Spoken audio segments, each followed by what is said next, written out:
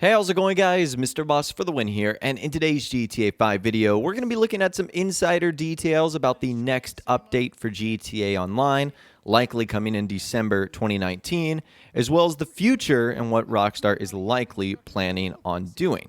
So this is coming from insider TezFunds2, who posted some information on the GTA forum site the other day, and it's also sort of a follow-up to something we discussed earlier in the week too, how the next Grand Theft Auto Online update might be the last one. I know we've been saying that for a couple of years now, but the signs are starting to point in that direction. So I'm going to start off by reading the question and then the response from Insider TezFunds2. So someone said, I think updates will continue well through 1 to 2 years after the release of next gen, if not longer. Why not keep milking the cow that's already paid for itself 10 times over? I think this individual is referring to like the PlayStation 5 and then like Microsoft's Project Scarlet or whatever the case is. And Insider TezFunds2 said, because it's full of bugs and outdated. On the release day of the casino update, the server experienced lots of issues due to the amount of players that logged in to try out the update. If I recall correctly, the developers had to release an update 2 days later to fix that. That's correct, by the way. So the same thing we experienced on Grand Theft Auto on launch day can happen again. It may not be an actual end, but I believe it is the end of big updates. So now we sort of have to break down, well, what is a big update and what is a small update? So I think for this, we can only look at the DLCs that we've seen since Rockstar started focusing on PS4, Xbox One, and PC.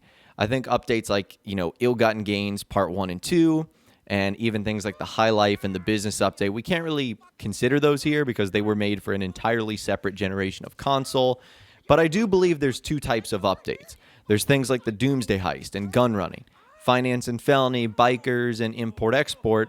And then there's the smaller type of updates like the Drop Zone Update, and also the Cunning Stunts Special Vehicle Circuit Update. I would even throw Arena War in the smaller update category. So what Insider TezFunds2 is saying, that because big updates like the Diamond Casino and Resort typically cause a lot of problems for Rockstar, not only in terms of developing the update, but also post-launch support once the DLC actually comes out, that they might instead focus on more smaller themed updates.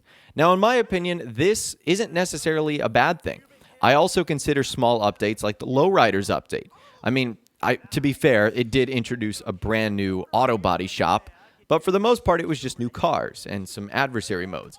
I think that would be fun if Rockstar did like a Fast and Furious Midnight Club twist on something like the Lowriders, where they maybe introduce like a tuner's shop for vehicles like that.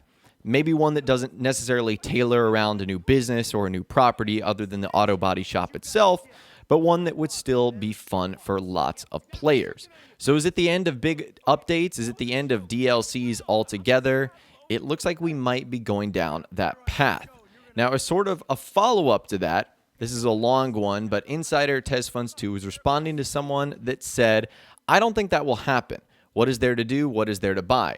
For example, aren't there over 600 different vehicles in GTA Online? Just how many horses, wagons, and stagecoaches could you possibly introduce into a Western-era set game? And he said, you can already see Rockstar's taking a different approach with Red Dead Online than GTA Online. If we go back to 2014, all the updates we got were small updates. They are nothing to the updates we got in the years that followed. Rockstar realized they have to put in some effort to appeal to everyone's expectations. The quality of the story mode missions in Red Dead Online is good enough that you can't compare it with GTA Online contact missions.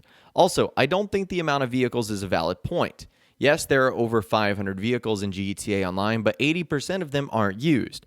Have you seen a player driving a JB700 or Tailgater to go after targets in Headhunter? The same can be said about different horses in Red Dead Online. Would you rather have heists or an update that added 50 new normal vehicles that will only be useful in races? Most, if not all, players will pick heist because it's easier, better, and less time consuming. The latter is like every stunt update we got, or even the current bonus we have. Races aren't popular, not to mention there are some issues, like how the payouts decrease if someone decides to quit, curb boosting, etc. Red Dead Online has a lot of potential. The Frontier Pursuits update introduced roles, which improved the game a bit. And Rockstar talked about the future of Red Dead Online. They said photography is likely to be a future role. taking pictures and getting paid for them in-game is a cool feature, and that's better than a lot of new vehicles in online. So if that is the case, and if that's the type of quality that Rockstar are looking to add in an update, we just might not see any more, especially after the last update they did. I mean, how can you follow up the Diamond Casino and Resort with something like Arena War Part 2? It just kind of leaves like a sour taste in your mouth a little bit. So I'm hoping that Rockstar doesn't do that, but it also might mean that they've set the bar so high now that we might not see another update, or it might be to the point where there's only really one big one per year.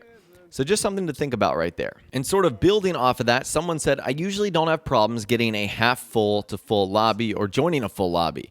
I'd also take 50 cars over a heist that would either be dead after a week or played to death because it's the new best replay finale moneymaker. And he said, I think you misunderstood my point. I'm saying if you go back to 2014 when there was no such thing as heists and you were given two choices to either have them or 50 vehicles, you would still go with the latter. Most people won't.